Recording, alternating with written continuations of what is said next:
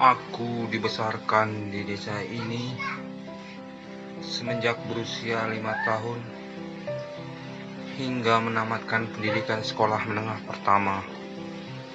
Selanjutnya untuk menempuh pendidikan ke sekolah lanjutan atas, aku harus pindah ke kabupaten lain, meski masih satu daratan dengan desa tempat tinggalku terdahulu.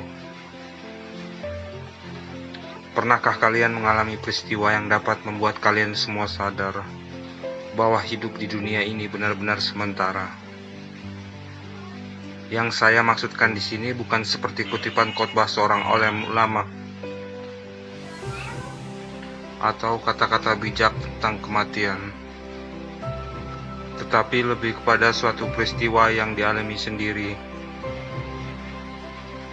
Peristiwa seperti itu pernah terjadi dalam hidupku. Kejadian traumatik yang sekaligus menandai langkah pertamaku ketika ingin mencoba hidup mandiri. Waktu itu aku sedang dalam perjalanan menuju daerah yang akan menjadi tempatku melanjutkan sekolah. Diawali dengan kisahku bersama beberapa seorang sahabat yang tidak pernah terlupakan. Kami dibesarkan bersama semenjak kecil. Pertambahan usia menjadikan pertemanan kami itu menjadi semakin akrab. Persahabatan kami meleburkan berbagai kepribadian yang berbeda menjadi satu. Kami membaur dalam solidaritas, tertawa dan menangis bersama, disertai aksi hura-hura sewajarnya yang mengisi usia remaja kami.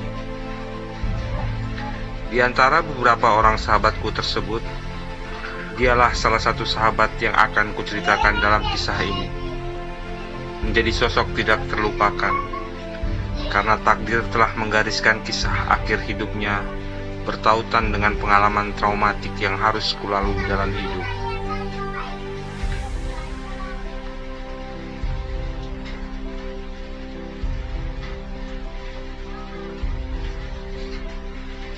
Hari itu, kami sedang dalam perjalanan menuju daerah yang akan menjadi tempat harapan kami melanjutkan sekolah, menyeberang ke kabupaten lain, dan meninggalkan desa rantauan tempat kami dibesarkan bersama. Duduk bersebelahan dalam bis antar kota reot yang penuh sesak, tercium berbagai aroma tubuh penumpang yang dijubeli dengan macam-macam barang yang kami bawa. Sebenarnya kami sudah terbiasa dengan keadaan ini, karena memang seperti itu jika bepergian menggunakan bis di daerah. Bahkan bukanlah hal yang mengejutkan bagi jiwa remaja pemberani seperti kami jika terlihat ada sebagian penumpang yang memilih duduk di atas bagasi bis, kecuali menciutkan nyali mereka-mereka yang baru tahu bagaimana situasi jalanan yang berlubang dan terjal di daerah itu. Bis harus mengitari perbukitan yang dikelilingi jurang-jurang curam. Perjalanan yang harusnya bisa ditempuh sejam menjadi beberapa jam karena situasi jalanan yang tidak mendukung. Seperti itulah keadaan transportasi di daerah itu. Memang hanya kata pemberani yang pantas disematkan, termasuk pada sahabatku yang satu itu. Dikarenakan gerah dan tidak betah duduk bersesak-sesak, dia mengajakku untuk pindah ke atas bagasi bis. Terhenyak ketika mendengar ajakannya. Mungkin aku memang gak pantas dibilang sepemberani atau sekonyol dia, karena seumur hidup belum pernah melakukan aksi gila itu. Niatnya pun tidak tercapai, karena aku melarangnya. Selama perjalanan, bis yang kami tumpangi beberapa kali mengalami kerusakan. Beberapa kali juga penumpang harus turun dan menunggu hingga bis dapat berangkat kembali. Sekarang adalah yang ketiga kalinya bis ini mogok. Sambil menunggu, kami berdua duduk di pinggir jalan dan ngobrol ngalor ngidul. Obrolan yang terjadi lebih banyak menceritakan tentang keluarga, dan tentu saja kami, sahabat-sahabatnya. Jika saja aku bisa membaca masa depan, seharusnya kala itu aku tahu bahwa ada tanda yang ditunjukkan. Hari itu dia kelihatan beda.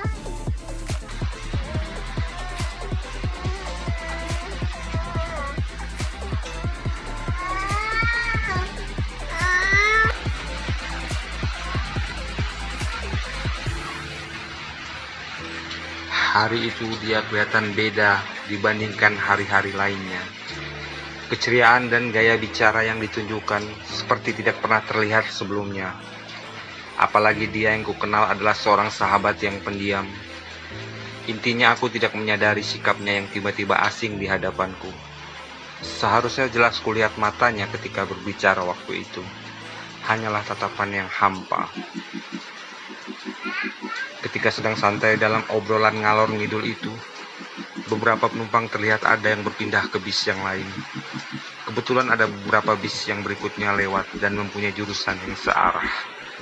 Hal tersebut menerbitkan gagasan pada sahabatku tersebut. Dia ingin turut pindah ke bis yang lain dan menyampaikan usul tersebut kepada diriku. Setelah sesaat berpikir, aku pun setuju. Karena jarak yang harus kami tempuh untuk sampai ke daerah tujuan memang masih jauh. Sedangkan hari hampir malam, dan aku belum menyiapkan apapun untuk besok pagi di hari pertama masuk sekolah. Bis naas itu akhirnya lewat di samping kami. Tanpa pikir panjang dia langsung menyetopnya. Aku pun bergegas mengemasi barang-barang bawaan. Dalam waktu sekejap, semua barang-barang sudah dipindahkan ke atas bagasi bis. Tapi, di luar perkiraanku, ruangan dalam bis tidak lagi cukup untuk dijubeli tubuh kami berdua.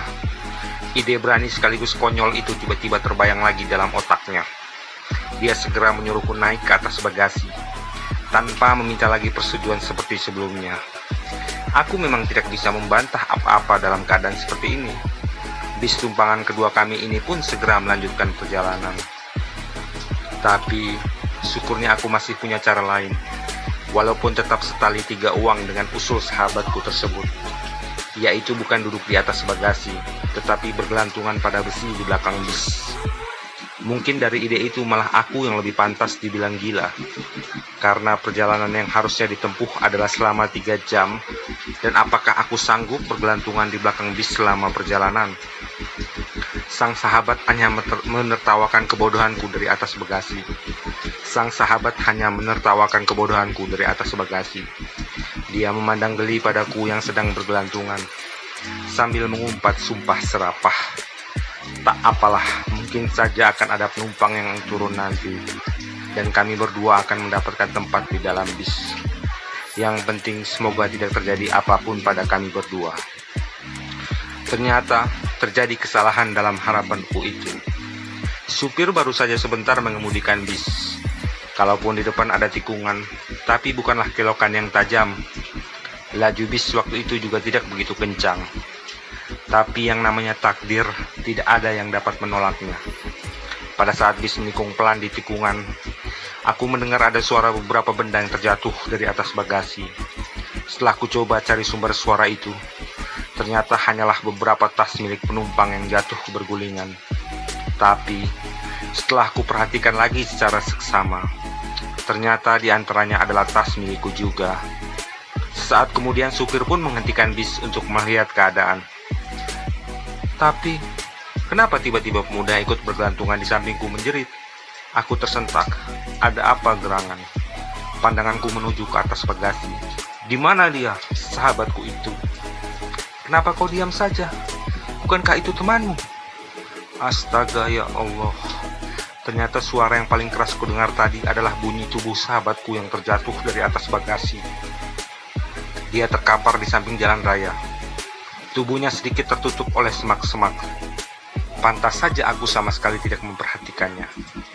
Segera aku susul kerumunan para penumpang yang sudah mulai ramai mengelilingi tubuhnya. Tidak terlihat percikan darah di situ. Hanya ada sedikit luka di lengan kanannya. Tapi, bagaimana mungkin? Bukankah posisi dia terjatuh cukup tinggi? Meskipun bis masih melaju dengan kecepatan pelan. Dia juga masih sadar dan dapat melihat kami mengelilinginya. Bahkan menuturkan perlahan, Allahu Akbar. Kejadian selanjutnya berlalu secepat mungkin. Sebagian penumpang diturunkan di jalanan. Aku dan beberapa orang mengangkat dia ke dalam bis. Dalam jarak pandangan yang begitu dekat, waktu itu aku baru tahu kalau kepalanya pecah dan tangannya patah. Supir memutar balik haluan kemudi, hendak mencari bantuan para medis terdekat. Dan hanya aku, kondektur, serta beberapa penumpang lain yang ikut serta dalam bis.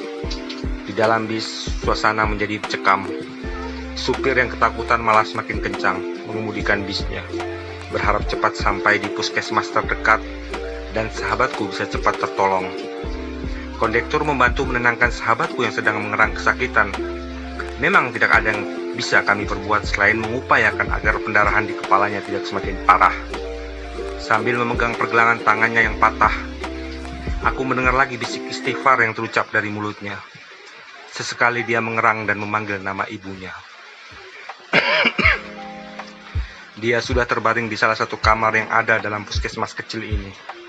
Lengannya yang patah sudah digips. Suasana hatiku semakin mencekam, apalagi setelah sahabatku itu selesai dibius. Rambutnya digunduli, kepalanya yang bocor harus dijahit, dan ketika dijahit, kulit kepala itu terlihat seperti kain yang lunak. Kejadian yang kulihat dengan mata kepala sendiri adalah juga pertama kali seumur hidupku. Pergelangan tangan yang satu lagi masih kupegang, sedang tertancap selang infus yang harus diawasi letaknya. Tidak ada siapa-siapa lagi di kamar ini. Hanya aku dan dia yang sedang terkapar di kasur kesakitan, terlelap karena bius penahan sakit. Entah kemana orang-orang itu. Supir dan kondektur seperti lepas tanggung jawab. Penumpang-penumpang yang ikut serta dalam bis tadi sudah tidak lagi ikut campur. Aku ditinggalkan sendiri. Bahkan satu-satunya dokter di puskesmas sederhana ini pulang beristirahat ke rumahnya. Hanya perawat yang sesekali datang menengok keadaan. 1-2 orang warga masyarakat kampung yang ingin tahu hanya mengintip dari luar jendela. Nggak terasa hari sudah malam. Perutku tidak terasa hari sudah malam. Perutku terasa lapar meski belum terisi sama sekali. Tidak terasa hari sudah malam. Perutku tidak terasa lapar meski belum terisi sama sekali. Satu demi satu warga masyarakat berdatangan. Kini mereka benar-benar ingin tahu apa yang terjadi. Penumpang, supir, dan kondektur juga kembali hadir, meski hanya melihat dari jarak jauh. Di ruangan kecil ini, kami berdua ramai dikelilingi orang-orang. Tetapi yang terasa masih sama, hanya sunyi mencekam. Tatapan dan perasaanku benar-benar hampa. Ada suara bisik-bisik di belakang yang sama sekali tidak kuperdulikan. Apalagi topik yang mereka bicarakan jika tidak jauh dari tanya tentang aku dan sahabatku yang malang ini. Tetap saja aku tertunduk dan tidak jelas melihat wajah-wajah mereka yang ada di sekelilingku. Sempat seorang gadis mengalungkan selendangnya ke leherku, seakan peduli akan cuaca dingin yang tambah menusuk tubuh. Tepat pukul 1 dini hari, suasana ruangan ini semakin ramai dengan suara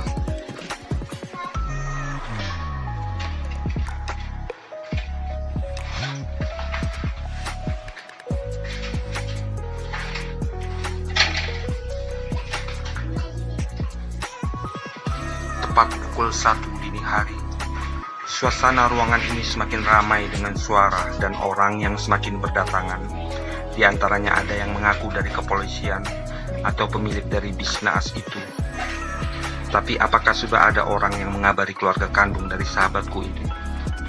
Pastilah orang itu harus berusaha cukup kuat agar tega mengabarkan berita ini pada seorang ibu.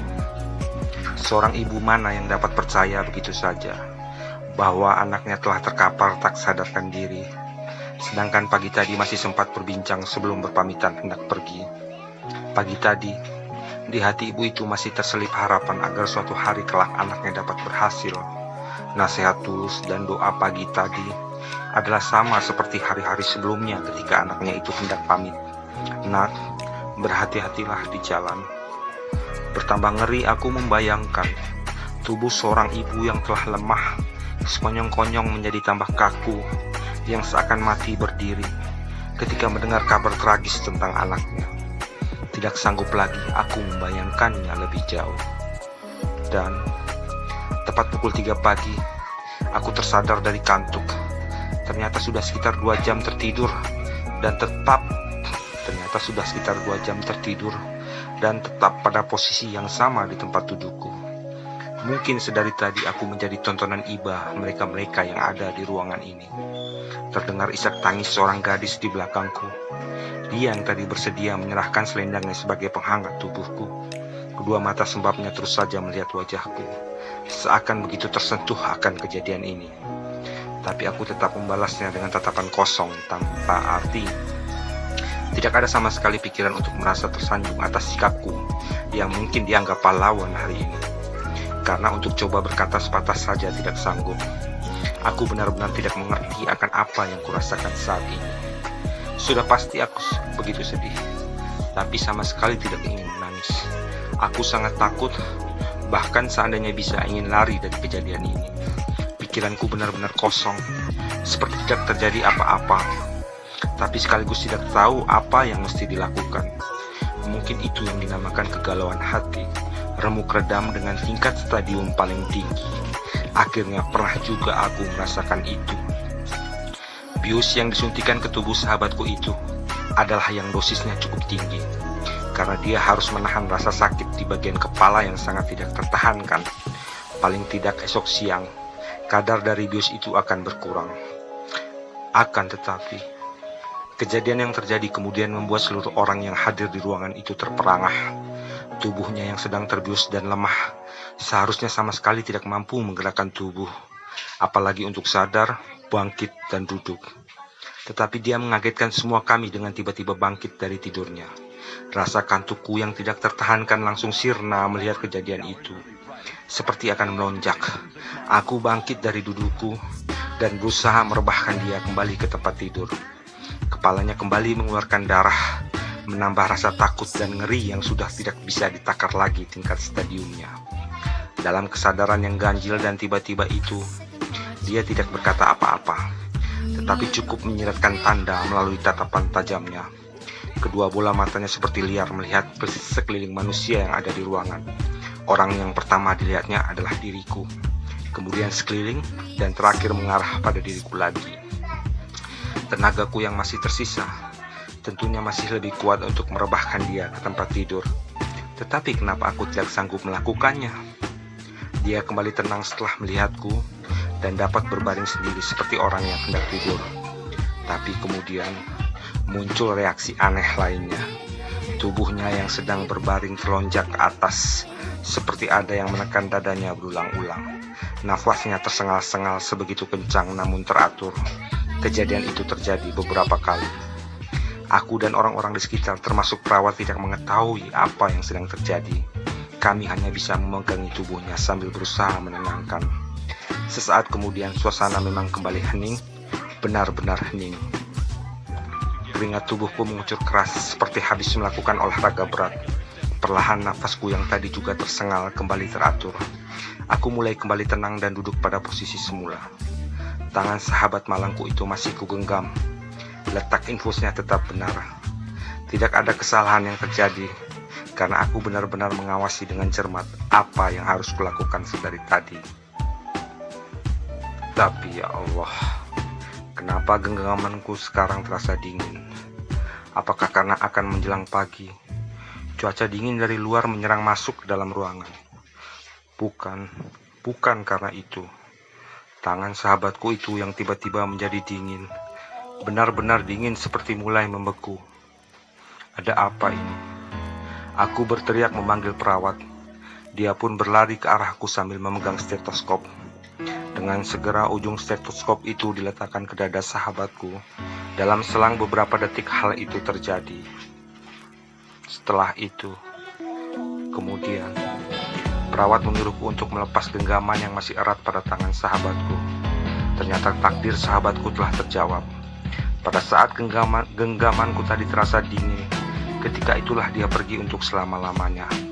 Dan tanda-tanda kesadaran aneh yang ditampakkan sebelumnya itu adalah sakratul maut yang harus dilewati setiap manusia yang akan menjelang ajal. Aku hanyalah seorang remaja berusia 15 tahun. Pengetahuan agamaku waktu itu masih sangat dangkal.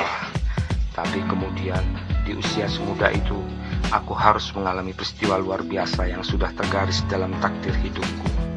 Sebelumnya, peristiwa seperti itu sama sekali tidak terpikirkan oleh jiwa remajaku. yang masih dekat dengan hal-hal duniawi. Aku melihat dengan mata kepala sendiri, kematian datang menjemput sahabatku.